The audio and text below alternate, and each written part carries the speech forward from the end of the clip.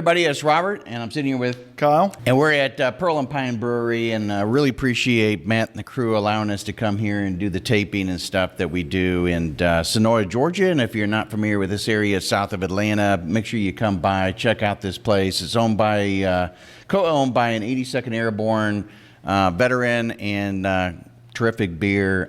Stop by, say hello. So today we're joined by Jake, and Jake, man, we're just glad that you came all this way and to share your time with us. And no worries. Yeah, it's great to be here. And you know this guy personally. Long time no see. This for those that don't know, Jake was my first sergeant when I first joined the Army, first unit, Anvil Troop 191. If it's Friday, it's on point, motherfucker. It's on point, motherfucker. It's true. You know, they still do that. They do? That's one. That's so that's one thing that's kind of cool about that squadron. They've maintained all the troop names, and the one thing is Anvil Troop still maintains, on point, and on Fridays, on point, motherfucker. It's ready to go. That's awesome. So a little bit about Jake. Jake is currently a CSM in the United States Army. I'm the sergeant major for ACM, Recon, and ABCT. So I work in Maneuver Seated at Fort Moore, Georgia, and we're responsible for everything for armor and reconnaissance formations moving forward to Army 2030, Army 2040. Oh wow! So that's what we do. Is it hard for you to say Fort Moore? No, actually, It is it's for not. me. So Yeah. So Fort Benning was my second duty station when I joined. So I joined in 1996 out of Pittsburgh, Pennsylvania. My first duty station was Fort Polk, Louisiana, and I always thought that the installation was named after the president. Yeah. I PCS'd to Fort Benning in March of 1999, and I didn't know anything about what Benning was, and so I had to use this thing called the library and a Dewey Decimal System, and I had to look it up, and I looked up who this Benning guy was, and I was like, holy cow, this guy's a piece of shit. He really was. He wasn't. Benning was not a good person. He was big on succession. He was huge on slave ownership. He wasn't. Not that there could be a good slave owner, but he didn't believe in any type of well-being or anything like that for that. And so I remember calling my dad. Back home, he had to use this rotary telephone thing too, and I said, "Hey man, why is it these posts?" Because then you start looking into it, why are these posts named after these Confederate, secessionist rebel scumbags, because I'm from the North. So when you hear the sound of my voice, that's the sound of victory, right? And, you just come to the conclusion, it was kind of like the North was like, hey, if we let the South name these posts after these Confederates, they'll feel better about having this federal occupation in the Southern states. Yeah. Because that's basically what it was, when the initial thing. And then when you name the post in 1918, it's still this weird stuff going on. I've always heard that the city of Vicksburg never celebrated 4th of July till after 1950. I've heard that as well. Yeah, there was a lot of hatred back then. And absolutely. It seems almost like a peace offering or appeasement at some point. Yeah, that's kind of what it came down to, is what I've always understood. But the one I never, when you start looking at the people they name stuff after, and then you start reading, if you read your history, Braxton Bragg wasn't that good of a general. Yeah. Hood really wasn't that great. There's a book out there. It's the Confederacy's Last Stand, and it was General Hood trying to make the defend against Sherman. You ask the people of Georgia in 1864 how well he did. I'm pretty certain they'd tell you I'm not that great. What unit were you at Fort Polk? I was in the 2nd Armored Cavalry Regiment. Okay. So that was where I was at. When I got there in '96, the regiment had just moved back from Europe. It was an interesting time because we were an armored cavalry regiment with Humvees, 50 cals, Mark 19s, anti-tank companies with tow launchers and you name it. So it was. Is that when they had the 12 truck scout platoon? Those were in the task force scout platoons. They were 10 truck scout platoons. Okay. I was in one of those too. So I'm one of the few remaining. People make fun of me because it's not really a true ACR that I was in, but I think I'm one of the few remaining 19 series guys in the United States Army to have served in every formation that you can as an armor guy. I've been a battalion scout platoon, BRT. I've done the heavy div cav. I've done the ultra light, and then I was a striker squadron command sergeant major too. Wow. But if I'm going to introduce myself, I have to do this. I am a proud Army parent, and we're incredibly proud of our kids. Our oldest daughter is married to an Alabama National Guardsman, and is our next door neighbor. And then my middle one is a 2020 graduate from West Point and is a logistician officer who's on her way to the Captain's Career Course at Fort Gregg Adams, formerly Fort Lee. And then my son is a specialist about to become a sergeant, 15 Romeo, Apache maintainer out at Joint Base Lewis McChord on his way to Fort Wainwright, Alaska. Wow. So you really do have deep Army. Yeah, I figure if you're going to do it, you got if you're going to go, you could go hard. Right? You go hard in the paint. What's crazy is like that all those choices by those young adults now was solely on theirs. There was never any push. I can still remember the day my daughter said, I want to go to West Point.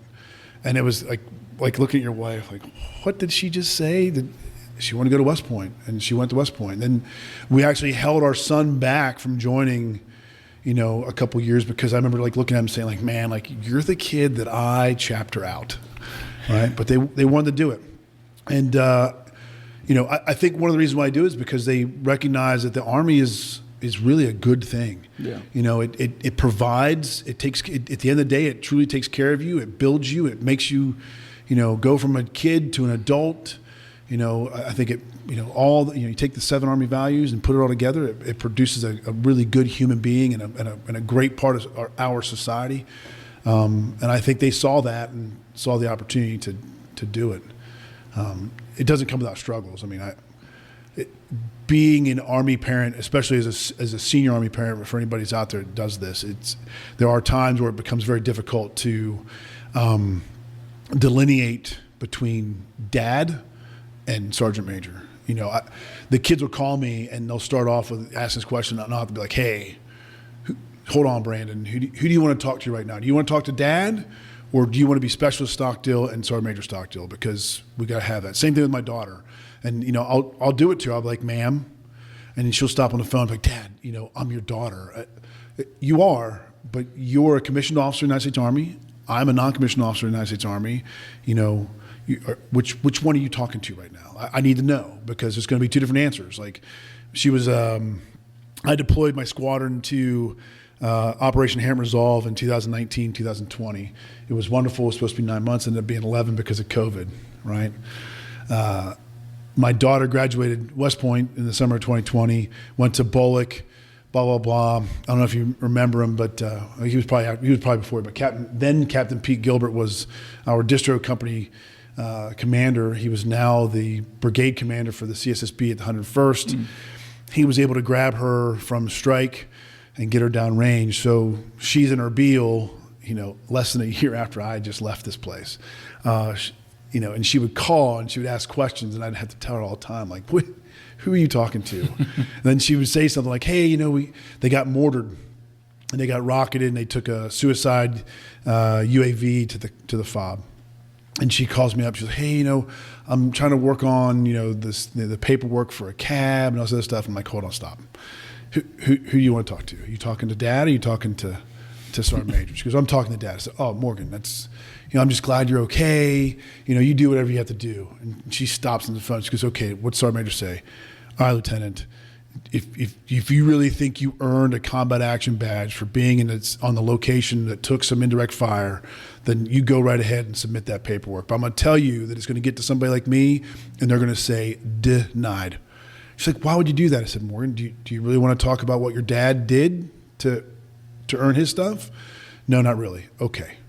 But because they're adults, they figure it out. And I use those stories all the time, because that's how I look at soldiers. I look at, I'm 50 years old. I look at soldiers like they're my kids, and if we don't put the time and effort into them, the other line I always use is, if you want the song to ring true, the Army's going to continue rolling along, then we've got to reinvest as seniors to make it happen. Yeah. So. Wow. A lot of that I can attest to. I didn't realize first sergeants just came and grabbed dudes and said, go to lunch. But that's what happened. Like, you knew guys, you guys are going to lunch with me today. Fuck, what is this? And we just had a conversation. Just had a talk. We talked about flag football. And it's just that constant reaching down that not only you portrayed in the in 191, but also the other leaders that are constantly reaching down and grabbing guys and, hey, come check this out, come do this, come try this. Yeah. I didn't realize that Blackhawks were rare for training, because we got them for training, and they went out of their way to get extra resources and do things that I kind of took for granted when I was there, honestly. Yeah. So one of the things I look back on, in serving in Europe, and it's different now because it's not the same European Army. It's just, it's not the same. We don't have you don't have people like me. I served my first time in Europe. I served for 10 straight years. Now, part of that was because the Army said you're going to stay here, and part of it was because we made a choice to stay there. And I mean, it's not hard to choose to stay in Europe. I mean, it's amazing. But what serving overseas does, and I think if you would talk to anybody in the 173rd right now, or in 2 Cav or 21st TSC, the main units are over there, you have these common bonding moments. Number one, Kann spricht Deutsch 9. Like, I can't speak German. And I was probably really bad at saying that. But, you don't speak German. So the guys in the barracks have to be tight because everybody speaks English. And more importantly, it sounds crazy, but like, you can drink beer at 18. So that divide that normally happens with like young sergeants and senior specialists to privates because they're going to the club to get their drink on and they have to stay at the barracks, doesn't happen. Everybody's there. And then if you do another thing that I always say, you treat people like adults and expect adult results, you're going to get it. One of my proudest things of being that troop first sergeant is I had, I shouldn't say I had, but it's the way you do it. But like, the troop had 0 alcohol or drug related incidences in the 36 months that I was a troop first sergeant. I would go to the sergeant major meetings in the morning, and it was like B troop with all these chapter packets or all these UCMJ things, C troop, UCMJ, D troop, UCMJ, HHT, UCMJ. And I can remember Sergeant Major looking at me like, "What are you doing that's so much different?" I'm like, "Sergeant Major, I treat them like adults."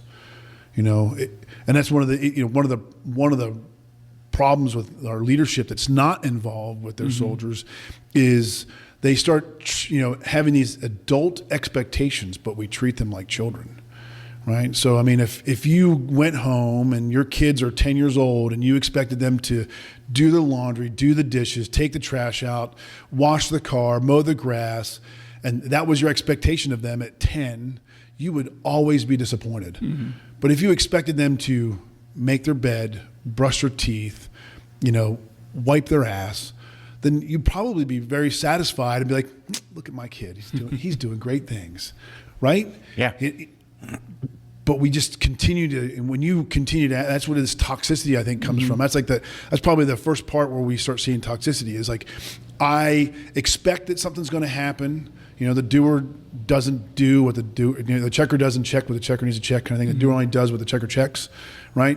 There's no checking going on, and then there's this expectation that it's just going to happen. Like, it's going to miraculously, appear in the motor pool that all my vehicles have been maintained. Well, if you weren't down there, if you weren't there having lunch, the flag football thing, I'm a firm believer that we should be doing more organized sports. Because you learn so much about your formation. I think it's an easy way to build camaraderie too. Absolutely. You competition is in one of my humble opinions, again, is like the backbone of what we do. Like, we say it all the time. Nobody goes to, General Milley would say it all the time. We're never going to play a home game. Okay, cool. We're never going to play a home game. Ask the Kansas City Chiefs about playing away, going into Buffalo. I hate the Kansas City Chiefs. I don't hate them. I'm a Pittsburgh Steelers fan, but they went into Buffalo and they won. Why? Because they were tight as a team through competition. All these intrinsic, they had realistic expectations. They treated each other like adults. They had adult result expectation, and they went in there and were able to do it. So through sport, you can see these things. You can build that camaraderie, build that competition, and it's a healthy competition. Yeah. Especially if you have the leaders that want to be there and be with their soldiers. It's not, hey, we're going to go kick the shit out of B Troop, or we're going to beat down Seco.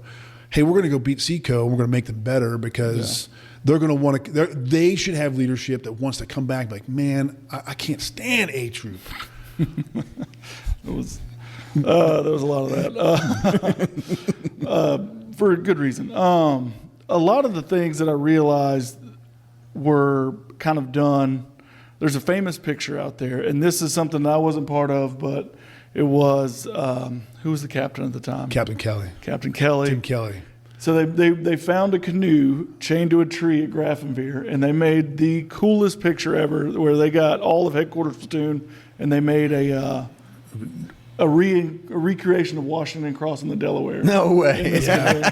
So, That's cool. So the long story of this is we're doing a graph rotation. So for the people who don't understand, when you're stationed in Germany, you're stationed in Europe, the home station, like your gunnery type ranges, aren't in your back 40. Like you don't just go out to East Fort Cavasso. You don't just go out to the training area at Fort Moore.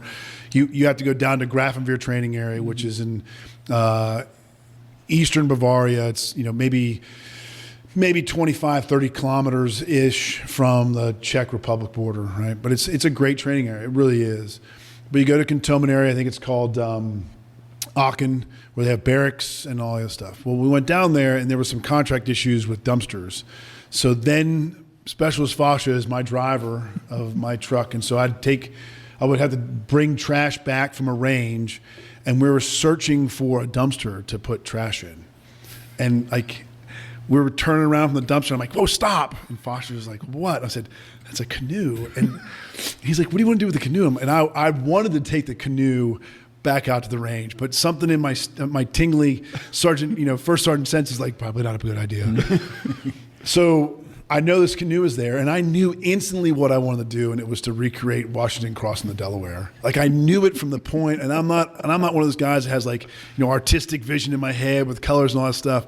But I came back and I just talked to a couple people and was like, yes, we're doing this. And so it ended up being like the headquarters platoon, the platoon sergeants and platoon leaders. And we got on there and we recreated Washington. And it's still out on the interwebs. You can probably, I don't know if you can Google it and find it, but it's out there. And it was, but that does, that's a great point. Like that encapsulated, I think you used the right word there. Like that's what that troop was. Yeah. And he could have had every right to just throw the trash away and go back and start yelling at people at the range. But you thought of something, it's funny, yeah, but it's also a bonding moment. Yeah. And then what else from that graph rotation? Y'all ran out of meat, or no, y'all ran out of food, so y'all had steak for like 4 days in a row. So I'm a firm believer in relationships, right? Yeah. So, whether it's in the Army world or the civilian world, the business world, whatever, it's all about relationships. It's like the golf course thing. You could play 18 holes of golf, all the work gets done in the 19th hole. Right, you're building up to get to the 19th hole to go in there and have a cocktail with a guy, and that's where work gets done. Right. I was really good friends with the DFAC. I've had great respect for the DFAC. These 92 Golfs, they work the worst hours in the Army. They get shit on all the time. It's the same thing with the expectation. Soldiers have this expectation. These other soldiers are going to be culinary experts and make 5-star meals out of 1-star product. Right. Well, one of the UGRAs, the meals for breakfast, comes with breakfast steaks. And so I would work it to where the guy would just let me have my breakfast steaks. And so at that point in time, I also had an Arctic back, high back Humvee, right? And so I had a grill back there. I had all the stuff. I had the troop store in the back. We would grill at every single range. And so we had tons of steak. And so we had, oh man, I'm probably getting in trouble for this. The backside of this whole thing is they have the range calendar, and on one of the days it was like a Monday, we weren't able to shoot because it was a German holiday. Well, on the thing it says it was GERHOL, Gerhol, and I convinced the troop commander that it was one of the most important German holidays ever, that it was very similar to Festivus. That's great. And so we went out and had feats of strength, and one of our feats of strength was a steak eating contest. Just those little anecdotal stories are just one of those things that. But what made that work in that organization at that point in time with that troop is I go back to it, treating people like adults and expecting adult results, and then holding people accountable for when, like we were talking about before, can't, won't, don't. Mistakes of omission versus mistakes of commission. I think that what was built in that organization for those first couple of years I was there was that it was the that was the pressure. The pressure was, if we want to party hard on Friday and Saturday, we got to work hard, Monday through Friday afternoon. So if we did what we were supposed to do during the week, during the training event, during the guard duty, during the flag detail, during picking up trash in a motor pool, whatever it was, if we did it right, measured twice, cut once, then we'd be able to do the other things on the other side. Yeah. I know this is one of those ones, like we talk about the sport. So our flag football team for the troop was pretty good. I think Delta Troops was better. Russell was, that kid, God rest his soul, that kid could play quarterback, man. It was insane. He missed his calling. I truly believe he missed his calling. This kid was Manziel before Manziel was even around. I mean, he was just so good. But he was a good soldier, and he got killed in Afghanistan in 2011. But he was just a great kid. But Delta Troop was the other troop, and that was our competition. We were supposed to play a playoff game to go to USER, and if we'd have lost the game, we were still going to go to USER because it was for the Schweinfurt community, first and second place. Like, it was guaranteed it was going to be Delta Troop 191 Cav and Alpha Troop 19 Cav. We had an airborne operation we had to go to, and everybody's like, "But we got to play this playoff game." I'm like, "No, man. Like, that we get paid to jump out of airplanes, and we're going to go down to Grafenwehr, and we're going to do what we're supposed to do because this is the way it works. Our primary duty is to be soldiers, not football players." We can't get it rescheduled because the Schweinfurt the community wasn't willing to reschedule the game, so we went down there. But like, I use that one all the time because initially I think everybody was pretty pissed. I mean, it was disappointing. It was disappointing to me. Yeah. But I truly believe that on the backside of it, because of the accountability that was in that organization the whole time, and because leaders were involved and they were bought into the order, like, it wasn't just headquarters told me I was going to do this. Now that staff sergeant was saying, "Hey, we're doing this because I said we're doing it," that we were able to move past that and just kind of look back and like, "Hey, man, we could have been something else. We could have done something else." But what we did do is we maintained our proficiency at, falling from an aircraft at 1,000 feet and crashing into the planet. Because people like us are just planet smackers. Dude, there is no such thing as a dynamic PLF. 11th out of the door, first on the ground. Right. When you're 230 pounds, like, it is all planet smacking. All of my jumps they're going to archaeological evidence because there's craters in the ground. There are trees that I've hit in Grafenwehr that are probably leaning in opposite direction they're supposed to right now. But it all comes back to, I hate, you boil it down, like, it's all about that accountability piece. Like, if you hold people accountable and then reward them, another one I say all the time, like, the least expensive words in the United States Army are thank you. Mm-hmm. And yet for some reason, we talk about the toxic leaders. Yeah. That's like, it must be the hardest words for them to ever say is thank you, or, I'm sorry. Taking accountability for your own actions. Like, man, I screwed that up. I'm sorry from a leader goes so much further than a thank you, I think. You know what I mean? Like, absolutely. I can kind of go without it. I can have a thankless job. That's okay. But if my leader messes up, I feel like them recognizing it is far more important than them recognizing me for a good job. Yeah. That personal accountability, one, is an amicable trait. But two, it lets you know that what you were feeling and what you were doing wasn't off the mark. Yeah. It gives you feedback. Yeah. And it helps you grow. Yeah. When you're a subordinate and you're going to emulate your leaders, right? And you're going to take something from every piece, whether they're good or bad. And I can go back in time and I can see former platoon sergeants that were good, and I do a lot of it, and I can see ones that were bad. And I'm like, I don't ever want to be like that. My number one mentor, and I don't know if you ever met him, was Steve Zebarth. So he was my platoon sergeant when I got to Schweinfurt, ended up being my first sergeant. But I tried to emulate Sergeant Zebarth in so many things, because like I do now, accountability. General McMaster was my squadron commander at the time, and it's funny when, like, I got there, I met the squadron commander. We're getting ready to go to Graf to shoot gunnery, and I'd never shot gunnery on a Bradley before, and he said, "Hey, you got a Q1 because if you Q2, if you get in Q1 is you qualify the first time downrange. Q2 is subsequent times, right? If you Q2." You'll find yourself in support platoon. This is the squadron commander. And part of it was because, I'm at that point in time, I was the only enlisted Ranger qualified guy in the squadron. I was, of 19 Deltas, I was like number 22 or 25 ever, So there's these kind of external pressures again. And so I went back down to the platoon CP and I said, hey, SCO said that if I don't qualify for, Q1, if I Q2, he's going to put me in support platoon. And everybody's kind of looked at me like, yeah, that's what's going to happen. And, I think about today's Army and where we struggle is, I took that as a challenge. I'm like, oh, hell no, I'm not going to go be in support platoon. I'm the damn best scout in this troop, kind of thing. And so I grabbed my gunner. I'm like, hey man, we're putting more hours into UCOFT because I had never done this before. And the other one too, for those who don't know what it's like to be in a turret of an armored vehicle, the gunner is the primary controller of the weapon system, but the commander, the tank commander, the Bradley commander, also has engagements. And there's no way someone else is shooting my stuff. Because that's what everybody says, oh, don't worry about it, your gunner will shoot your shit. No, I'm shooting my shit because that's what I'm doing. And I think that's one of the things where it's not an Army problem. I think it's a societal problem because we've come with this generation of everybody gets a trophy. Yeah. Dr. Twangy talks about it, with the iGen and where we are in development of kids, especially males now. Like the Gen Xer was doing all kinds of stuff by the time they were 16 that the iGener is not doing till like 25. And pressure, accountability. You just got to do it.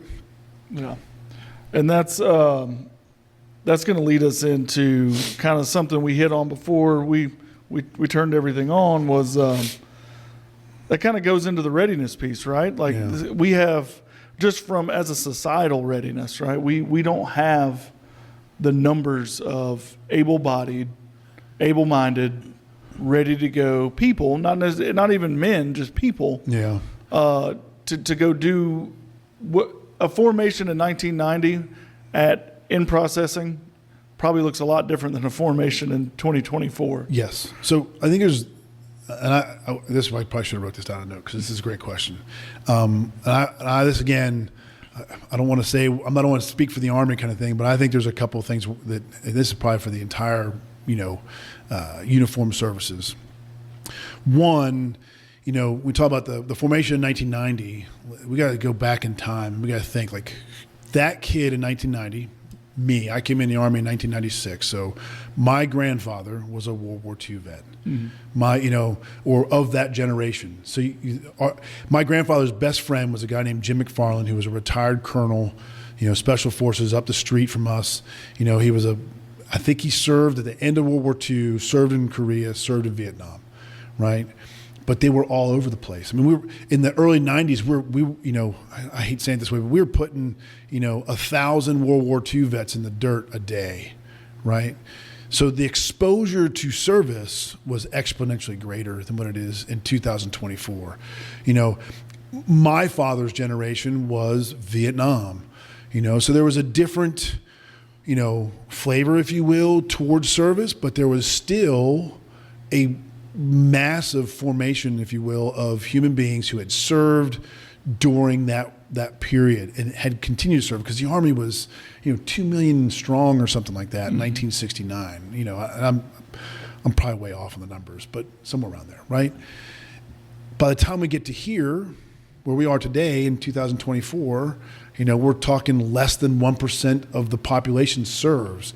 So the exposure to the Army, Marine Corps, Navy, and the Air Force is so minimal unless you're in that sphere of influence of that post-camper station within the United States. When we look at where soldiers come from, they come from Texas, they come from Georgia, they come from North Carolina, Ohio. They come from places where those, and we're never going to say that word again, that's the landmass between Pennsylvania and Indiana. Okay. The only thing that comes out of that place is 4 wins a year with the Bengals and the. Wow, your NFL hate runs deep. Wow, I am such a Steeler fan, and that's the only reason I went to Ranger School, so I could wear something black and gold on my uniform. But going back to it, so that sphere of influence is so diminished that I don't think that the regular citizen of the United States really understands what we're doing. And then you think about what they see on the media. Like, in 2011, when we're in Afghanistan, if we'd have been stateside versus being, forward deployed to Europe and then more forward deployed to Afghanistan and working on AFN, we'd have watched CNN, Fox News, MSNBC, and it was all negative. It was bad. Everything that was going on for us was negative. But the reality was the Army was, we were asked to do something for our country, and we went and did it. But the reality, at the end of the day, the Army paid for my college education. The Army paid for my kids to go to school. The Army put a roof over my head. The Army has paid me very well, and I shouldn't say just paid like monetarily, but it has provided for me immensely. Like it made me who I am. It's made who you are. It made my kids who they are, and this goes on for thousands of us. And that's why this generation now, the warrior generation, we're incredibly similar to Sparta right now. Like the less than 1% is made up by like something like 75% of people who are either had parents that served, grandparents that served, an uncle that served, something like that, right? So it's just there. But if I went back to my hometown of Rural Valley, Pennsylvania, and I wore my uniform there, people would be like, "What? What is that?" Because they're not exposed to it. But if you went downtown Columbus, Georgia, and you're wearing your BDUs, wearing your whatever they call it, multicam DCUs, or I don't even know what the hell they're called anymore. I'm on my fourth uniform, But if you went downtown, nobody blinks an eye. If you went back to Rural Valley, Pennsylvania, and I did that same thing, they'd be like, "What the? Who's that guy? Is he hunting? What season is it?" Man, we had this conversation last night with Burke and Jarvis. And you said 2 points one that Jarvis said and one that Burke said. One, the Army provided for you. So the nation really doesn't owe you anything at this point. No, absolutely not. And two, Jarvis, I think in a roundabout ways, what you're trying to say is we got to make the military cool again, but in the right ways. Yeah. From a standards point, from a like a out there in the open, like. Well, that's what I think is like again, we'd go back to the Army, and I'm sure the same. Again, we'll just talk Army. We're a microcosm of society.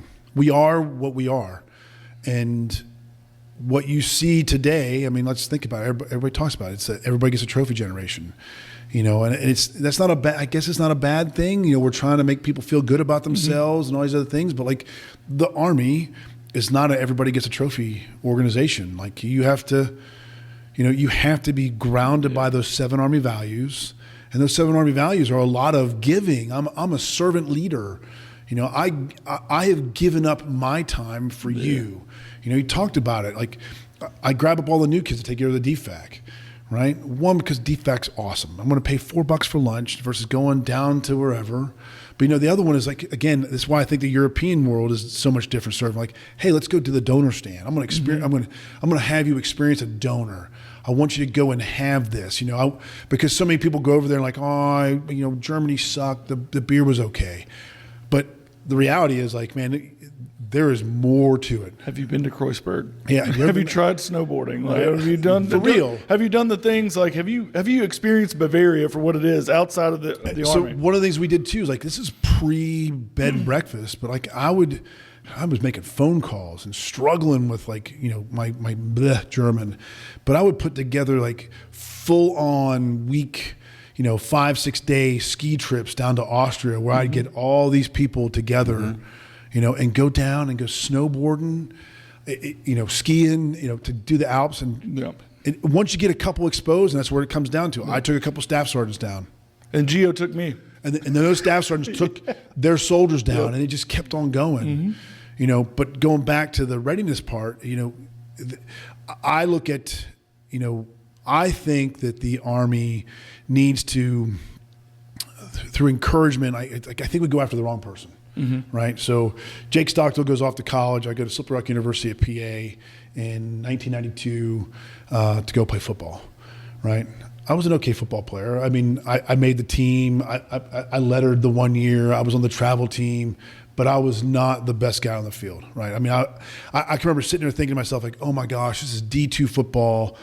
I can't even imagine what it's like. We played Youngstown State the last year that Trussell was there. We got beat 52-25, and that was the most points that got scored against those guys. I got in for 6 plays. I played middle linebacker.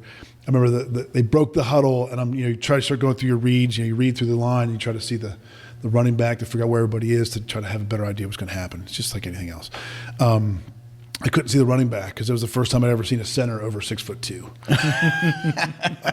I'm pretty certain I said it out loud in my stands, like, what am I doing here? Like, that was the moment I knew, like, this is not for me. You know, I'm okay. I'm in flag football, playing for the Army. I'm pretty darn good. Maybe I should go to that. I didn't know that yet. But, you know, I'm not a good college student. I wasn't mentally ready for it. I wasn't disciplined enough to do both things. I allowed all the other distractions to get in my way, and I ended up, you know, I don't fail out of college, but I recognize, I'm smart enough to recognize, like, this is not working. I got something else, and that's where the Army came in. I kind of knew I always wanted to be a soldier.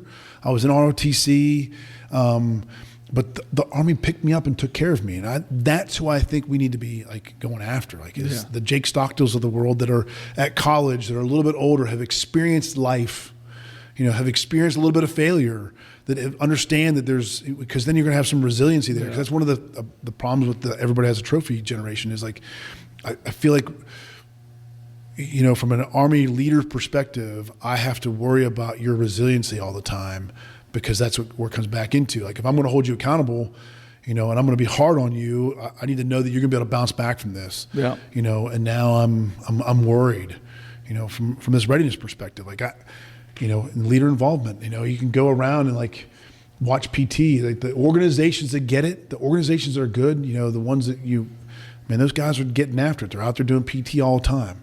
Why? Because it's, you know, it's that important, because at the end of the day, that's what we do, right? Yeah. We've got to be physically ready. You know, I recognize that at 50, I'm not, you know, 25-year-old, you know, Staff Sergeant Stockdill anymore. Like, those days are gone. So, but I still try to hold myself. I personally try to hold myself as accountable as I possibly can in order to meet the standards that I feel that I need to meet, right, from a readiness perspective. I think the other problem we have, readiness-wise, is, you know, if we look at it from a .mil PF, right? That's what when we do stuff: doctrine, organization, training, leadership, material, personnel. I probably messed something else in there too. It's an acronym. Finance? No, it's what's the F?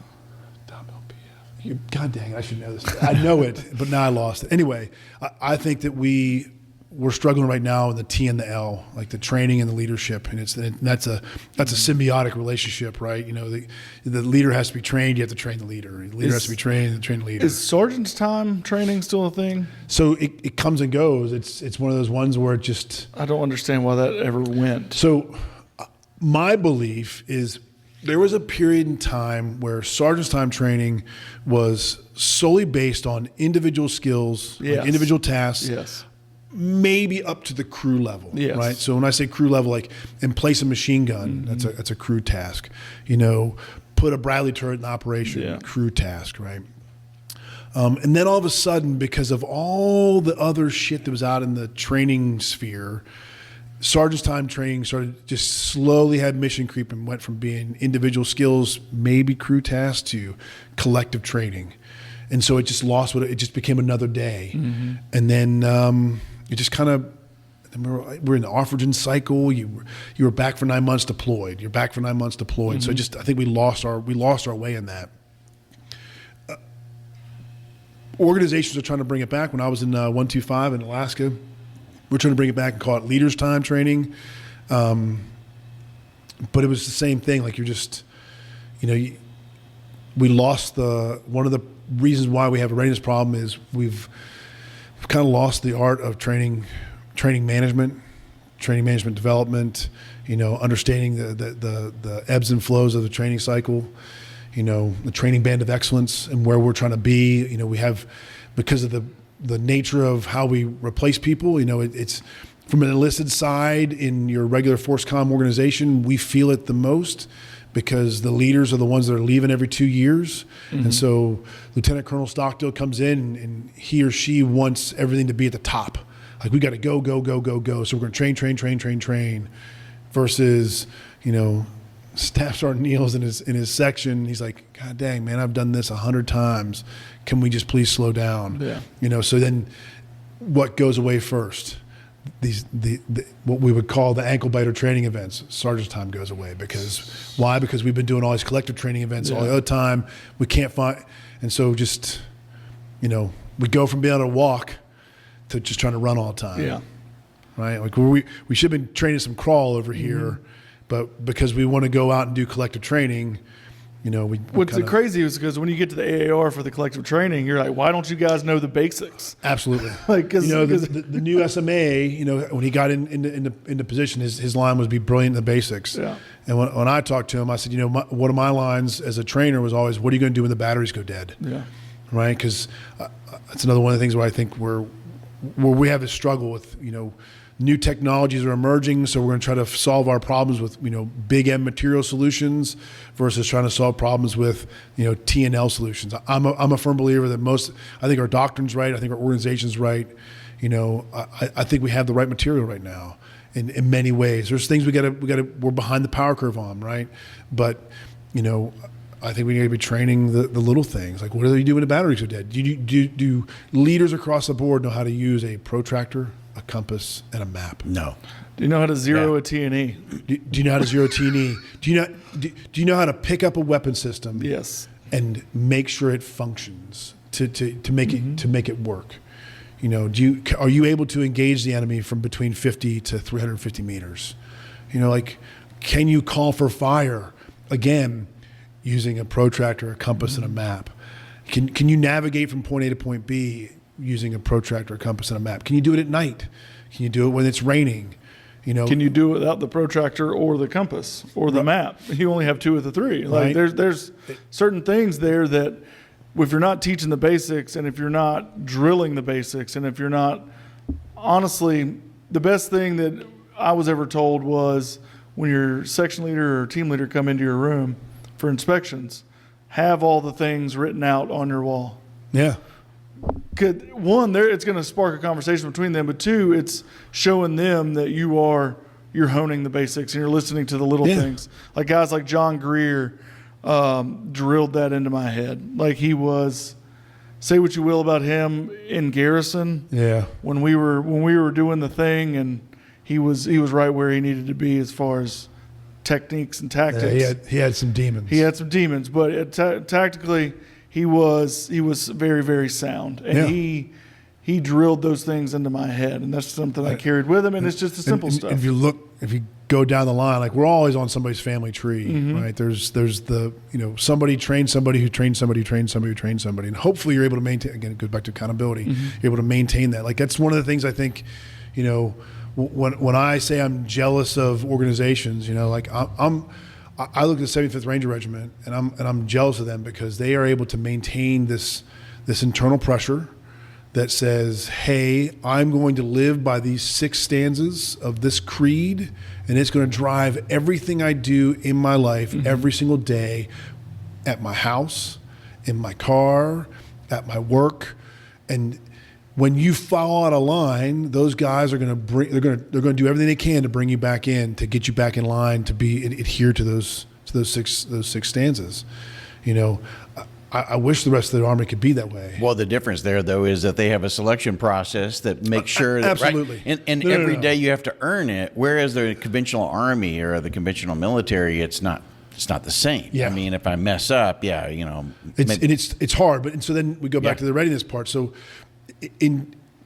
leaders have the tendency a lot of times to just be like, oh, well, I'm just going to cut sling load on that guy, versus saying, no, I've got to continue working with them. I go back to my time in Schweinfurt, Germany. I think one of the reasons why that organization that we were part of was the way it was is because that never took place. That it was always like, hey man, this is what we got. This is what we're going to go to war with. We've got a year to get ready. Like I think between those 2 deployments, the 2 deployments, those that I'm talking about, I think we had maybe 11 months. It's like, hey man, we've got to build a team. So let's build a team. Let's do this. And so you go to work, and you hold people accountable. I know I sound like a broken record with the accountability piece, but I think when we look at all these problems, when we look at readiness, if we just went to material readiness, right? Like holding people accountable. I've got to go down to the motor pool and I've got to do my 10 level maintenance. Yeah. And then I've got to go with my vehicle to the bay to work with the mechanics to help them do the 20 level maintenance. And then if you're not doing it, I've got to hold you accountable for not doing it. And a lot of times, unfortunately, I think one of the problems we have is at the height of the war, we got into a rental fleet type of mentality, right? I was going to train with something at home station, but I was going to deploy and fall in on something downrange. And then there's going to be a contractor that worked on it, right? And so people didn't maintain that attitude. Like I remember Ryan and Abnett, we changed an A-arm on an MRAP downrange in 2010, and we got in trouble for it because we were supposed to have taken it to the contractors to do that. Like we had voided the contract on the vehicle. And it was kind of like, well, we had the ability to do so. I have great mechanics in this tent bay. We're going to fix this thing. So we fixed it so we could have trucks on the road. We were accountable for our actions. I took the ass chewing, and I just rolled off my back because I knew we did the right thing. Yeah. Did you feel like, though, because I'm just curious, like, you came in pre 9/11. Yeah. So there was, a different type of approach. You're constantly trying to get your team pumped up for what could happen. Yeah.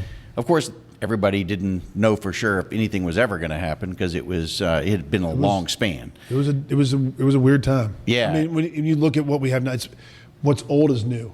Yeah, so we're kind of repeating ourselves in a lot of different ways. Absolutely. And we had this conversation in another episode around just that topic alone. I mean, you guys are talking about getting back to the basics of the things that I learned as an early soldier. You learned as an early soldier about protractors and map reading and all those types of basics. We don't know what the next war is going to be. Yeah. We don't know what type of conflict it's going to be.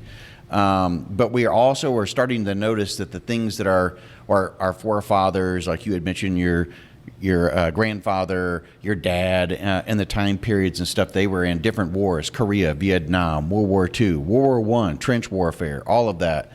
So I think it's a little bit more, I would think, a lot more challenging today to be a non-commissioned officer to get that readiness out of individuals who may have just experienced a very different type of war and maybe not understanding why it's so necessary to prepare. I think what you're getting at is like there's a distraction of material solutions when there's going to be the constant of combat, right? One, it's going to be combat. People get hurt, people get blown up. Like I remember. We were in Afghanistan in 2010. We have we get into country during the winter time, so it's slow, right? We're doing our job, but there's very minimal contact. And I had some platoon leaders that were that I don't think were necessarily getting it. And I brought them into my hooch, and I was like, hey man, let me tell you what the worst thing in the world is: the smell of burnt flesh. And they just kind of looked at me like, what are you trying to talk about for a second? I'm like, I'm just telling you, like when it happens, these are the things that are going to be seared into your memory for the rest of your life, and you're never, ever, ever going to get rid of it, right? That's the reality of combat, regardless of what. And I know there's the generals all talk about, and I can't remember the words right now, the character of combat versus there's another C word, mind blank. But it's going to be the same. So what I think goes on in today's world is there's so many distractions that keep you from training the basics. And the units that are good, they have leadership that does that. They're lethal because they are good at the basics, and they're lethal because they're held accountable, and they're lethal because I believe because there's this challenge out there. It goes back to that pressure. Right? I don't want to fail you as my leader, so therefore I'm going to do everything I can to do it right. I'll give you a good one. When I came back from Germany in 2011 to Fort Benning, I was in the Inspector General officers. Right? I was an IG, which to many people were like it was shocking and scary to think that I was the most poetically justified thing. It totally was. So I would go out and do briefs to the captain's career course, to the maneuver pre-command course that came through, and all kinds of briefs about like what the IG does, what the role of the IG is, and all that stuff. And I would tell them that they had to be careful with Joe, because just like I think it was Lethal Weapon 3, when they're going through the drive-thru and Joe Pesci's in the back, they just always fuck you in the drive-thru, right? I would tell them that Joe will fuck you in the drive-thru, and they're not going to mean to do it, right? And they're just going to do it because they're trying to make you be proud of them. You know, so if you come in as a troop commander or troop first sergeant or company commander or company first sergeant, you say, we're going to have a 300 PT score as the company average, and you're a charismatic, like, and you got guys wanting to follow you, you're going to have a young sergeant out there who's going to smoke the dog shit out of his section or his squad or his team, trying to make you happy, but in reality, he's doing everything wrong, and he's fucking in the drive-thru because he's being this, you know, overbearing, harassing, tyrannical leader who's just really just trying to do the right thing because you wanted to have a 300 PT score average, right? Versus, like, you know, and part of that because you say it as a leader and you're not involved, and you have all the other distractions. Like, you know, there was a point in time where, you know, we had to do all this 350-1 training stuff, and I always said it was an excuse, you know, just get it done. I don't remember ever having a problem getting it done. I mean, I think I might have been a first sergeant, and even as a sergeant major, I just kind of was like, whatever, you know, just let's focus on what's important. But, you know, yeah, today's leader is going to struggle with, you know, all the other stuff going around, and there's the distractions of, like, you know, man, I really don't want to go there, but I'm going to. You know, we have changed regulatory guidance in the Army that allows for, like, grooming standards that just everybody gets a trophy. You know, so we have, everybody has a profile for shaving, whether, you know, and I shouldn't say everybody, but they're just, the proliferation of this thing is out there so much now that it makes it difficult for the young NCO, the young commissioned officer, the young leader to say, hey, like, what are you doing? Because I don't know. I don't know if you have a shaving profile. I don't know if you're a Viking. You know, I don't know if you know, if whatever it is. And so you just see it, in my opinion, you see this, you know, relaxing of the standard, and it's like, what are we going to do? Because the reality is, if we go and we fight an organization or a country or non-state actor that wants to hit us with freaking chemical agents, I'm living. You guys aren't. I mean, 'cause that's the reality. I mean, I don't care how many times we say, "Oh yeah, I can still get a seal with my mask." I'm pretty certain you can't. Like, I know that I was in Holmesfels one time, and I probably hadn't shaved in 2 days because we just go, and I got hit with CS, and I'm pretty certain I ate all of that can through my mask, and I had like a 2-day beard. Yeah. Yeah. We used to have a sergeant major the kid around a Bic Single blade disposable. Yeah. And so, you know, if you were out in the field or even back in garrison, and if you had a profile, you better be able to have it on your person and pull it so out. you can't do that now. That's a HIPAA violation. Yeah, otherwise, is that right? What? I can't ask you if you have a shaving profile. How? What? Why? Because it's a violation. It basically, it boils down to I'm violating your rights. So what I have to do is I would go to your company commander and first sergeant, like, hey, I saw Specialist Neil. I'm just curious, does he have a shaving profile or a shaving exemption to policy? Yes, he does. Okay. Wow. That's It's the distractions. yes. Like, I can find that's very challenging. We're taking leadership ability away from leaders. So I'm at Fort Polk, Louisiana, in 2 calves. I lived in my first year there. I lived in the barracks as a geographical bachelor. My wife and I got married at my family day at Fort Knox, and I had not gone back and gotten married in the church yet. So we got married 2 times on the same day, just a year apart. It was actually kind of cool. July 5th, 1996, and July 5th, 1997. My mom and dad don't know it was July 96. Sergeant Major McGovern was the sergeant major for 3rd Squadron. My barracks are right behind his barracks, and it was literally like out of the movie, right? You know, you'd walk around, you'd see Sergeant Major McGovern, and you didn't want to talk to him. Like, you would walk away, and it wasn't because he was a dick. It's because he was going to find something wrong with you, your uniform. Yep. There was going to be something wrong, and he was going to be like, hey, How come your boots are bloused, 1/8 of an inch below the second eyelet? Sergeant Major, I don't know. So like talk about like things you want to take away, what you don't. Like, I remember those days. I'm like, I will never be that guy. Oh yeah, Right. Sergeant Major was also the feared guy for a reason. Kept discipline. But what's right? crazy is, and I was not prepared for this as a squadron sergeant major. I was not prepared for how accessible I really was. Right, like I expected to be talking to first sergeants and platoon sergeants and staff sergeants. And what it ended up being is like no one was afraid to talk to sergeant major anymore.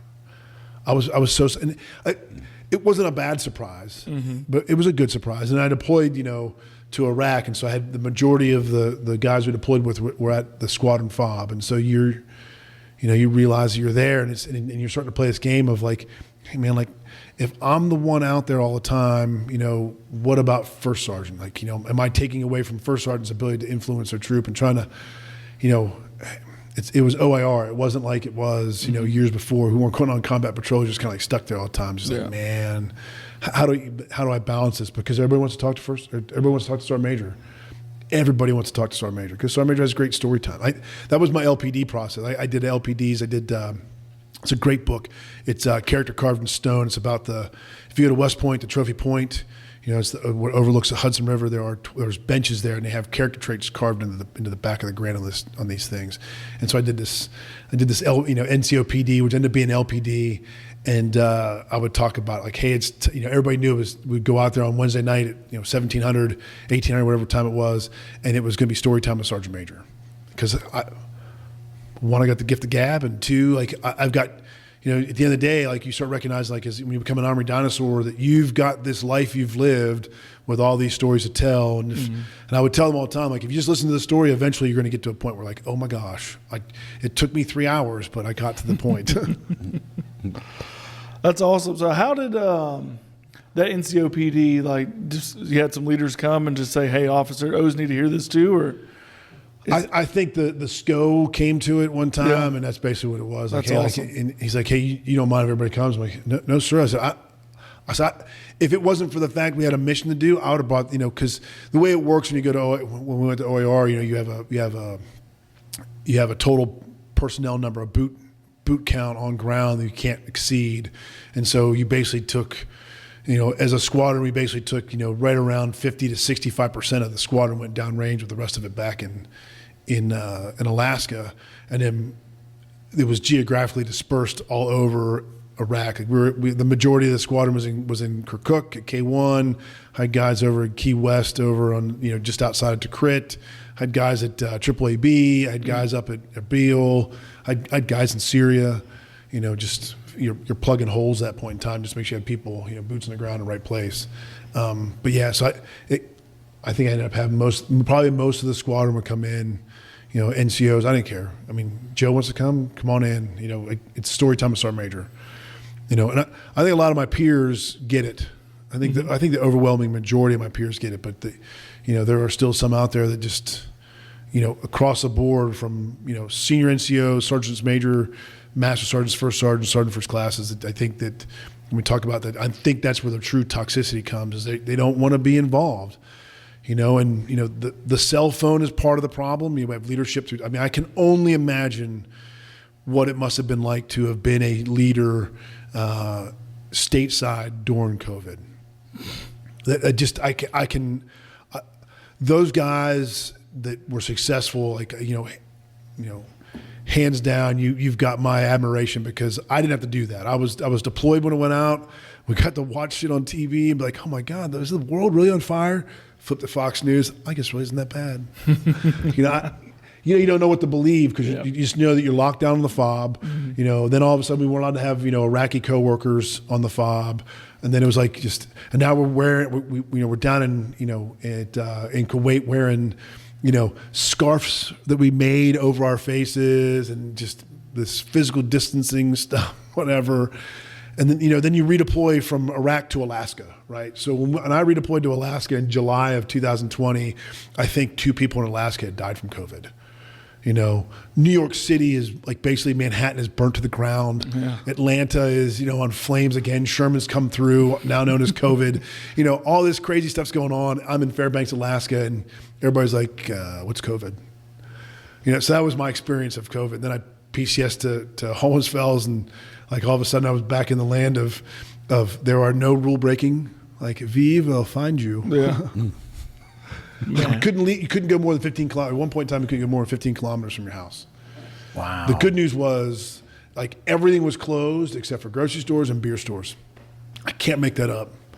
And Well, that's a very German. You was get- very you get some German bread thing. and cheese and I could go get some bread, cheese, and beer. and beer. Yeah. Roasting a beer. Yeah, it was. I mean, and it's. I think I was quarantined 3 or 4 times, where I had to spend 10 to 14 days at my house, like going on walks with my dog through this little town of Holmes Fells, which is a beautiful little town. Germany is amazing. I didn't have great. There was no complaint about that. But like, hey, what am I gonna drink today for lunch? Beer. Oh man, that reminds me of Kreuzberg. Man, that place. It's amazing. Kreuzberg is on the very edge of being a Trappist beer. So for anybody who doesn't know what Trappist beer is, Trappist beer is like the top 11 breweries in the world. I think I could be wrong with the number of 11. I think it is 11, but I think the majority of them all reside in Belgium. There's a couple German ones, but Kreuzberg is is a beer from a monastery just off used to be the Trace. Yep. Between East and West Germany. So it's right outside of Walflicken, which was where I think 3rd Squadron 11th Cavalry was at. And then before that it was 3rd Squadron 14th Cavalry. For the border. That's right. We got a border guard right here. Yeah, I was first and 11. So we were when we were over in Germany this last time, we were empty nesters, and we went to Bad Kissingen. Yeah, and I think that was the other. 211 was in Bad Right. Kissingen. First was in Fulda. Yeah. What was crazy is, so when I was in Schweinfurt in 2001, Daly Village was still open, so we still had an American population living in living in housing there, and it's maybe 35 minutes from Schweinfurt, so not a bad drive, right? Yada yada yada. We closed that stuff down. My wife, we left in 2011, and we came back in 2018. The summer of 2000, I'm sorry, we got back there in 20. So the summer of 21, things open up. So my wife and I were empty nesters now, which is amazing. We go up to Bad Kissingen for a weekend, and it's been so long since there's been Americans there that every time we went someplace and we would sit at a restaurant, at a beer garden drinking a beer, the Germans would look at us like, holy cow, there's Americans here. It was surreal. And Schweinfurt wasn't like that at all. And so we went down to Schweinfurt, and we linked up with Micah Johnson was there. She was in town. We were having lunch with Jeff Hodge and Patty and the kids. Yeah. And we're sitting at the ice cream store right off of where, used to be Tabasco's on that crazy corner, right down the way from Fiddler's Green. Absolutely, yeah. Right. So we're sitting there having ice cream, and it's exactly how it was. We're having this conversation in English, and like Germans would walk by, and they look at you, and one old timer stopped, and in great English was like, "Hey, are the Americans coming back?" I'm like, "No, man." It's really weird to go back to these places, all these years separated. Did you happen to walk into Fiddler's Green? I did. I went there. Is Mick still there? Oh yeah, totally. Oh wow. Megan and I went back to Schweinfurt in Christmas that winter. I think it was winter 21, maybe 22. I don't remember now. It had to be 21.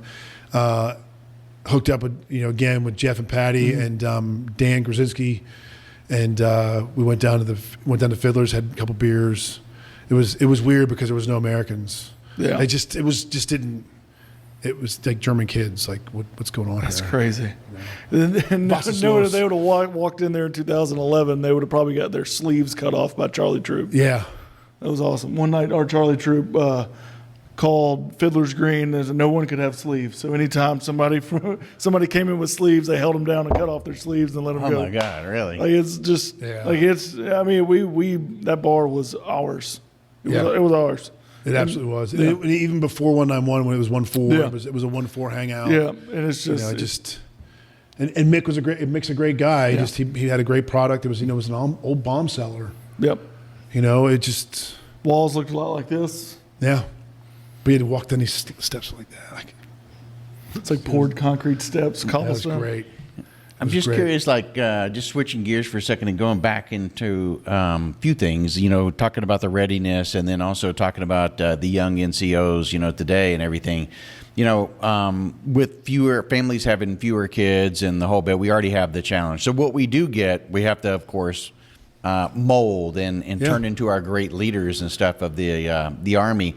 So what kind of advice or what are you seeing that young NCOs could do to help pass that torch like you've been talking about, to make sure that family tree continues? I think number one is be accountable for themselves and then hold their soldiers accountable. But, when you hold them accountable, you have to be involved. Like, I remember the first time I heard it, I thought it was a bad term, but it was intrusive leadership. Right. And I always thought, like, to me, the first time I heard it, I was like, man, that is like such a negative term, like intrusive, like it just sounds bad. But then you're able to hear it, you come back, do the reflection thing, you come in, and I'm like, no, intrusive leadership is parental leadership, right? You just have to be involved. You can't just send your kid to school and think that the school is going to do the teaching. Yeah, the school is going to provide the backbone of this teaching, but I'm not sure they should say the backbone. The school is going to provide the meat and potatoes, but you're the backbone, NCO. When that student comes back to you, you have to be the one that reinforces it. You have to be the one that continues to train it. You're the one that sets the standard. Back to regiment. These 6 stanzas. My favorite one is the G stanza. Gallantly will I show the world I'm specially selected soldiers, my courtesy of superior officers, neatness, address, and care of equipment shall set the example for others to follow. Like I truly believe that. And I try to do everything I can. Like, can I run 5 miles in 40 minutes all the time? Probably not. Why can I do it? Absolutely. Can I meet these physical requirements? So that young NCO, especially like the sergeant level, it's the last fighting leadership position. You've got to lead by example. If you're going to say, hey, we're going to be here at 06 ready to do PT, then you better be there at 06 for ready for PT. If you're going to say, hey, we're going to start training at 09, you better be there at 09 and start training. That's where this legacy comes from. And then you're going to say, hey, like, first sergeant grabbed me up and took me to the DFAC. I'm going to grab you up and take you to DFAC. The thing behind that, though, is what nobody realizes he was doing, and is he made sure we all used our meal cards. That too. What was he doing? He was checking to see if our sergeant went and got our meal card. Yeah. And it's like, you're checking at 2 levels, but you're also just doing that one thing, and you're making it exclusive. And so again, the doer only does what the checker checks. Yeah. Right. So you're there. You have to be intrusive. You have to be parental. And then the next level up above that, now I'm a squad leader. I have to hold my team leaders accountable. And then I got to be, I can't be a 0 defect type leader. Mistakes of commission versus mistakes of omission. If you're busting your ass to try to do this, God dang, man, I can work with you. I can give you the tools. We can refine stuff. We can come back. We can AAR it. We can go do it again and do it again and do it again. But if you're just coming to the practice field and sitting on the sidelines thinking you're going to go catch touchdown passes like freaking, you name it receiver, it's not going to happen. I need you out there to run the routes. Yeah. I need you out there. If you're going to be Ray Lewis or Jack Lambert or anybody, I need you to be out there to read the offense, to be able to understand what the offense is going to do. So as a young leader, I need you to do the same thing. I need you to be a professional, a master at your craft. I think it's one of the issues. Again, that it's not like it's irreversible, but when we look at the units that are good, everybody talks sets and reps. Well, the units that are good are getting great sets and having solid reps of those sets. They've figured out what they've got to do. The units that are not so good, they might be going out there and having rep after rep after rep, but if you're not trying to have the perfect practice produces perfect results, we all know it's false. Yeah.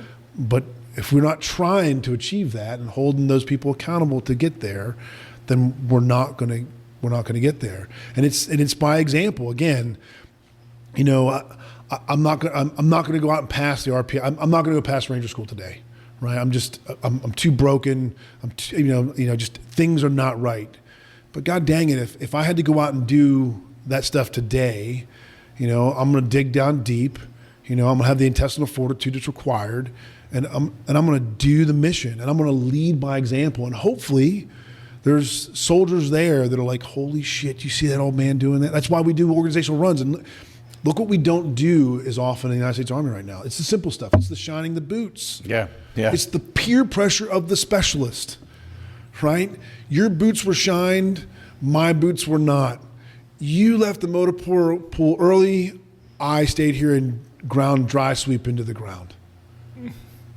Right?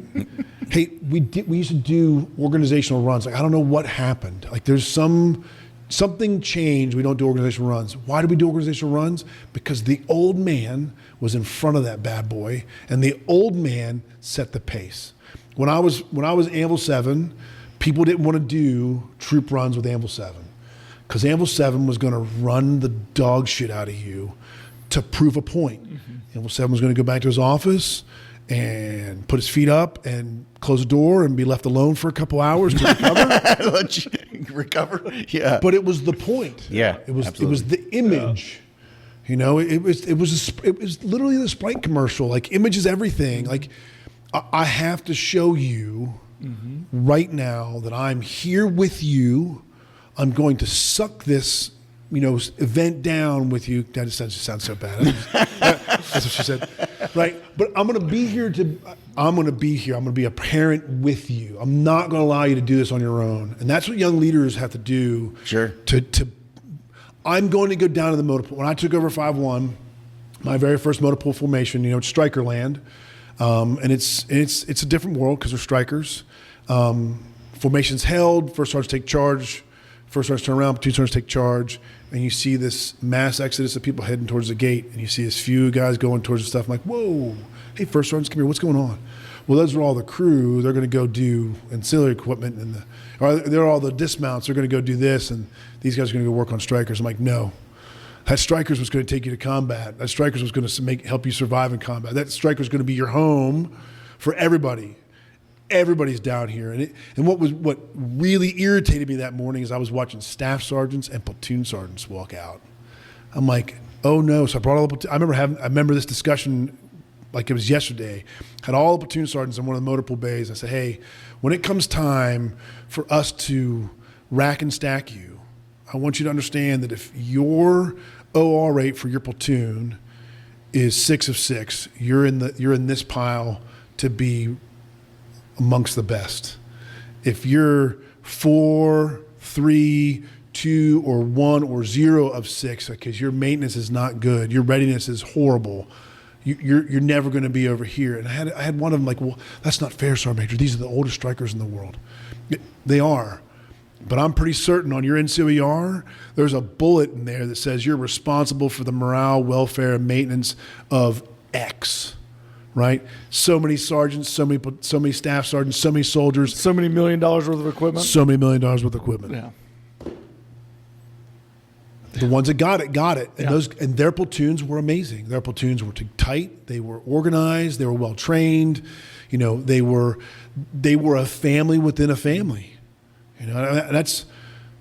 Going back to Anvil Troop, and what I think young leaders need to understand too is, I take over the troop. The guy that was there before me was an infantryman, right? So he was an 11 Zulu, and in the world of cavalry, top is an honor that's bestowed upon you because you're the top NCO. It's in our world that's a good term. In the infantry world, for some reason, and I don't think it used to be this way. It's a derogatory term.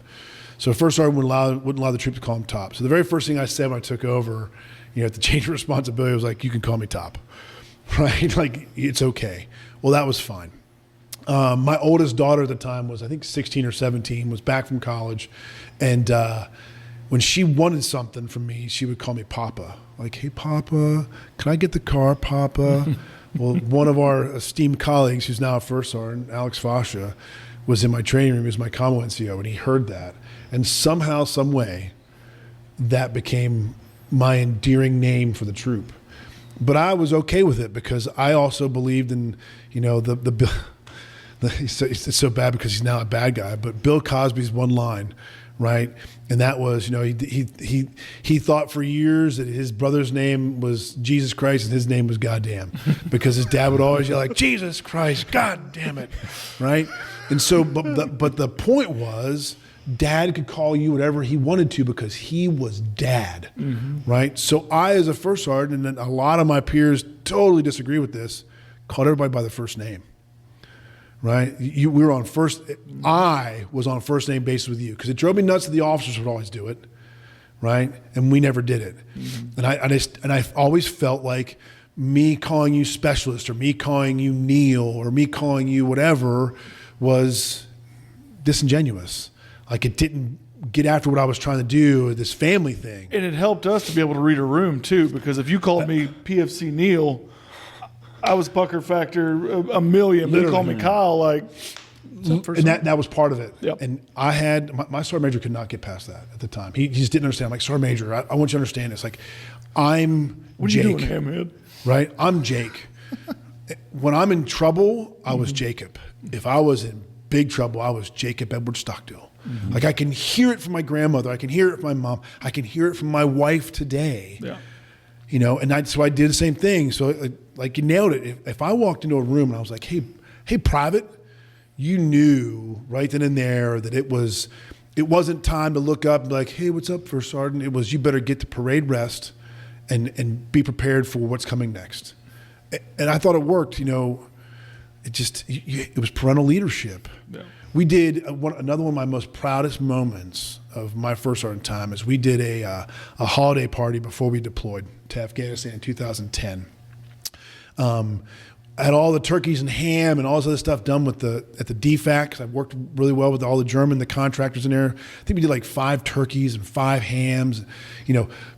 Who knows how many pounds of potatoes, but all that stuff. But we had the dinner at the elementary school in the cafeteria at the elementary school in Schweinfurt, Germany, and there was 100% attendance from the troop. Yep, 100% attendance.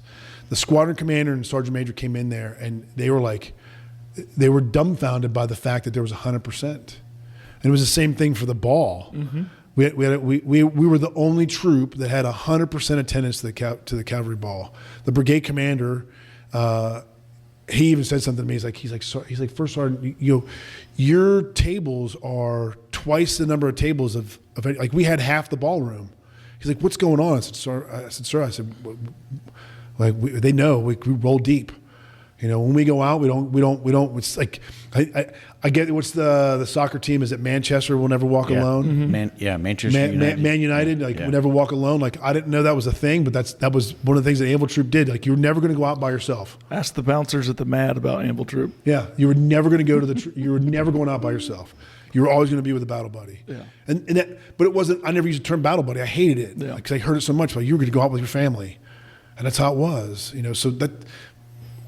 Full circle, long way. That's what young leaders need to understand. Like, it's okay to be intrusive, parental, and be involved with your soldiers. It's not just talking on a cell phone, and it's not it's not just texting like, "Hey, what's going on?" It's being there.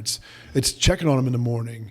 And then once you know that, then that's where the readiness comes in, because then I can recognize like, "Hey, man, like, I can tell you're not feeling good today. Like, what's going on?"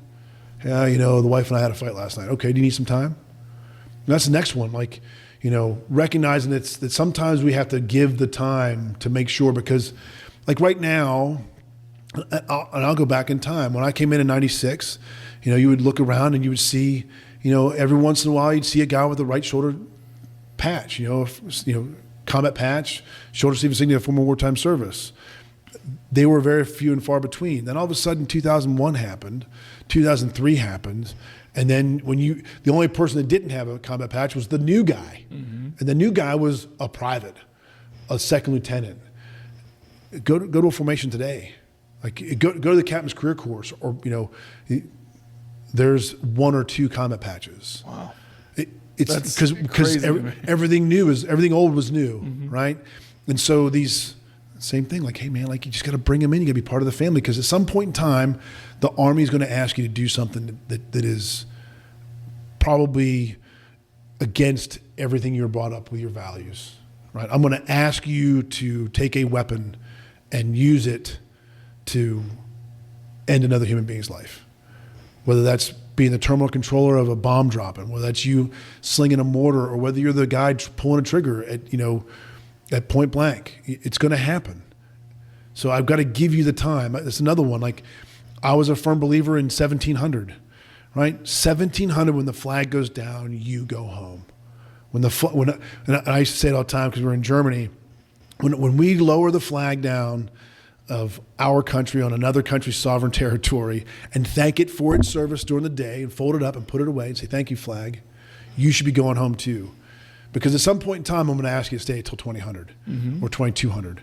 Or I'm going to ask you to come in at 02 to get on a bus to drive 3 hours to Grafenwehr, to sit in freaking a bullshit hangar for 3 hours with a chute on, fully knowing you're not going to jump because it's torrentially downpouring. But I'm going to ask you to do it. And I'm going to ask you to miss, a soccer game, a wife's birthday, or whatever it is. I'm going to ask you to miss it. So I got to be the intrusive parental leader to know what's going on, to give you the time and that'll build the readiness. I mean, it's a symbiotic cycle of life. I mean, it really is. Like Simba's dad, was it Mustafa? Mufasa. Yeah. Mufasa. He nailed it, man. It's a circle of life, and that's what I'm part of. Like, I'm an army dinosaur. I'm a whole lot closer to being oil than I ever was an egg, right? It's going to happen. I'm going to go, in army terms, I'm going to go away, and somebody else has to pick up the mantle. And, hopefully we're able to do that. And I think the Army in general is a good place. We got some tweaking to do and it's a leadership problem. It's a leadership issue. It's not a leadership problem. We just got to, I think there's a lot, we got some stuff we got to work out.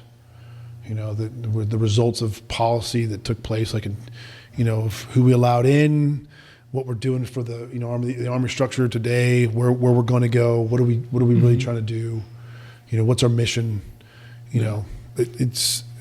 I think it happens all the time. It was clearly defined before 9/11, right? Our enemy is communism. Our enemy is the Russians. We are still running off of, And Chinese. Chinese, yeah. But our foreign policy was roughly the same since the end of World War II, was stop the spread of communism. Yeah, it was the Cold War. The Cold War, yeah. And so everything has its, like you're saying, everything has its cycle. Yeah. What is our foreign policy at this point? Yeah. Well, I know what our imminent threat and our near peer threats are. Obviously our pacing threat is the Chinese, and our imminent threat is the Russians in Europe, right? So we know that, and of course we still have the same non-state actors. Yeah. I'm incredibly curious. Just as an Army parent, it's another one of these things where it's a different outlook. Like, my daughter's already been to combat. Obviously it's not the same combat that we experienced, but she's she got the experience, things going boom in the night. Yeah. And having that, then having the CRAMs go off and all the other stuff. So she has an understanding of what it means to a certain degree. But with like the conflicts we have going on right now, like I'm incredibly curious what's going to happen in the Middle East with the Israeli and the Gaza stuff. But you know what I mean? Like it's interesting. Again, like from a guy who's in the Army perspective, and trying to be a .mil PF integrator and looking at the future formations and how we're going to maintain these things against our pacing threat, and what's the right formation, what's the right weapon, what's the right platform. You're able to put yourself in a box that allows you to see it from just hey, we're going to go do this. Then from the dad perspective, it's like, hey man, like this could be one of my kids, being on this platform, man. Hopefully we get it right. Yeah. This could be one of my kids that's going to go and fight this. Hopefully we get the right doctrine right. Hopefully we have the right foreign policy. Because I'm about to make that transition completely, and then I won't have a say. Yeah. At all. So it's troubling, curious, I just confusing, a lot of Americans, like, so many of our our patriotic, citizens don't even know what it's like to leave the county they live in. Yeah. Right. Yeah. It's not their fault. It's just the reality. I mean, this country is massive. Like, all of Europe fits in the East Coast kind of thing. It's, well, Jake, we could probably go on for hours, but somebody asked us to mention something, put you on the spot. So there was a picture on social media Yeah. may have made a certain page. So was it Mike or was it Sean? One said it and one corroborated it. Yeah. It's totally true. Yeah. So you just went in there and just laid down. Obviously you weren't sleeping. It was No. just one of So those. it was. So when you go to this this class, you go to the one auditorium. It's affectionately known as the master bedroom, right? Because you spend hours in there, and it's hot because of the geographic location where you are, and you listen to guest speakers speak on and on and on. And at some point in time, it's the same thing over. It's nothing against my peers, my superiors, non-commissioned officers, the higher division and higher level, but when we talk about leadership, it generally ends up being the same thing. Don't do what I did, do this, right? General officers the same way. So master bedroom. And we're generally, my class for this place was pretty full, right? Well, at one point in time, a lot of our classmates were gone because they were doing another event, and so there was tons of room in there.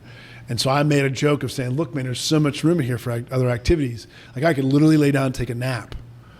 And so everybody's like, haha, that's funny. I'm like, yeah, no, check it out. Look, boom. And I laid down like I was taking a nap on the floor between the seats. Someone took a picture of it. I had the picture. I never did anything with it. I just had it. So go through the course of the year, get to another semester. We take our class photo, and our class photo I thought was a bag of ass. Like it was just terrible. And it came out and didn't look good. And one of the instructors who was a retiree was making fun of us. And I was like, you want to see a picture that really shows what the academy is? Here it is. And so I showed it to him. And the people in my small group are like, oh my God, that's the funniest thing ever. Like it really is the master bedroom. It was 2:00 in the afternoon on like a Tuesday. I posted it to my Facebook account saying, I'm so tired, I could sleep anywhere. Boom. I left class that day, went to the pool and swam my PT, went back to my house, to my apartment, did some other stuff. It's now like 1900 at night. I look at I pick up my phone, you have the banners that come across, and it's like, so-and-so, so-and-so, and so-and-so liked your post. Well, all these so-and-sos were like senior people. Senior so-and-sos. Senior so-and-sos. Like when I say seniors, I mean like a couple of them couldn't get any more senior. Like of the Army types. Yeah, if you pick it up what I'm putting down. I'm like, holy shit, man. So I open it up. I'm like, oh my God, I have like every person on my Facebook is like this thing. And the comments are classic. Like, yeah, dude, that's exactly how it was for me. That's hilarious, blah, blah, blah. I'm like, man, I got to take this down. So I take it down. Yeah. Gone. The next morning, I come back to class, and one of my classmates is like, hey, man, you made what the fuck moments. I'm like, what are you talking about? He goes, your post made WTF. I'm like, there's no way. So computer log in. Boom, there it is. It had something like 10,000 likes, and it had gone viral. And so I immediately go to the leadership of the place. I'm like, hey, man, like I did not do this. I posted it to my personal Facebook, and it blew up. No repercussions or no blowback? No, there was totally repercussions. I got a negative counseling statement for it. I was removed from the commandant's list. I couldn't have any honors from the class.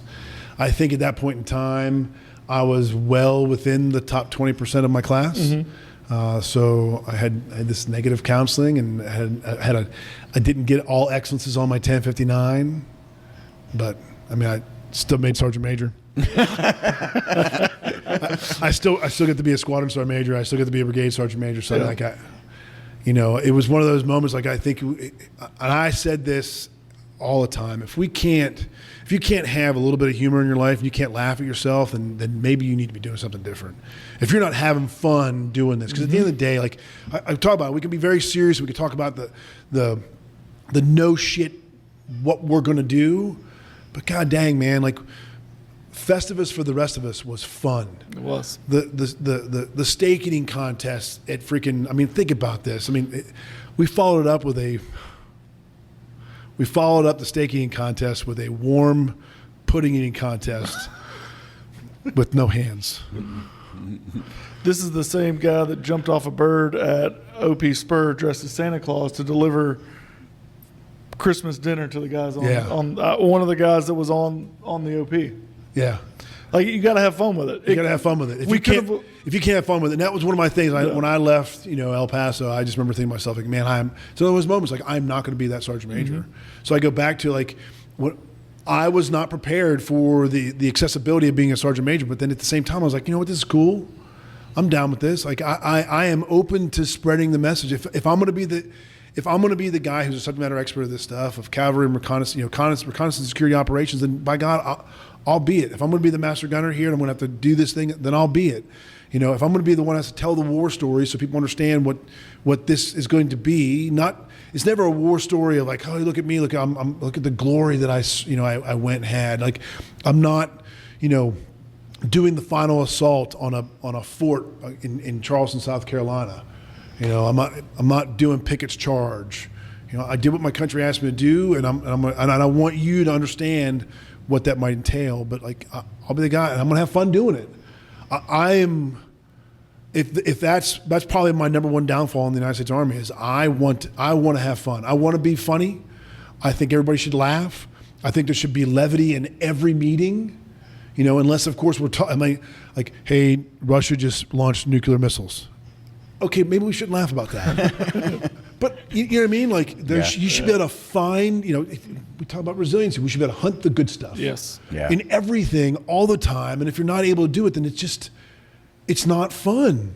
And if it's not fun, you're not going to be good at it. You can't tell me that Travis Kelce and freaking Patrick Mahomes and all those guys out there aren't having the best time of their life on the field. When he threw that pass backwards, good God, man, everybody had fun. I don't care who you rooted for. You're like, holy shit, that was the best play I've ever seen. And then you're like, God dang, that dude was offsides.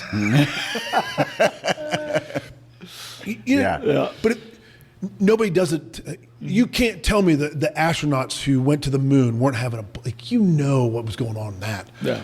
I mean, we talk about what goes on in the turret, stays in the turret. That there's stories that we'll never get from Neil Armstrong. Yeah. Because he probably shit in somebody's face during the thing. Like, oh, look at that. Teabagged you. Hopefully they didn't do that. I kind of hope they did. They probably did. You know what I mean? Like, they probably did, because you got to have fun. So, like, that was my takeaway from when I left the Sergeant Major's Academy after that posted. Like, I could not believe that this blew up that bad. We're at our final spring social event, in the Sergeant Major of like the two of the top Sergeant Majors there, like, we're asking, hey, Sergeant Major Stockdill or Master Sergeant Stockdill, having a good time? Yeah. And then one of them looks at me and goes, hey man, that carpet looks really comfortable. I'm like, holy shit, man. Like high five, Sergeant Major, because you got it. Yep. You boom, you totally understood what was going on here. And I have peers that were like the two you mentioned, they know.